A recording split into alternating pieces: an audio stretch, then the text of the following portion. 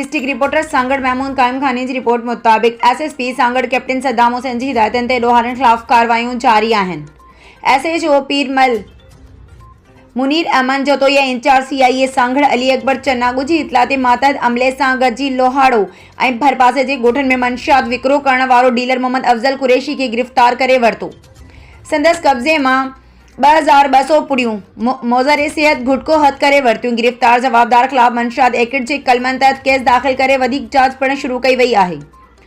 SHO Tando आदम inspector इम्तियाज़ अली खां वटि इक़दाम क़त्ल जे case में घुर्बल ब जवाबदार रिज़वान हकड़ो ऐं रिहान हकड़ो खे गिरफ़्तार करे संदनि कब्ज़े मां ॾोह में इस्तेमाल थींदड़ बग़ैर क़ानूनी बग़ैर लाइसेंस 30 बोर पिस्टल ऐं हिकु शकी मोटरसाइकिल भी हथ करे वरिती।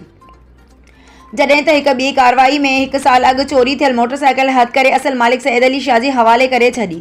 टीं कार्रवाई में मंशियात फरोश नदीम हुसैन खे गिरफ़्तार करे संदसि कब्ज़े मां 520 पुड़ियूं गुटका मावा जूं हथ करे वरितियूं आहिनि।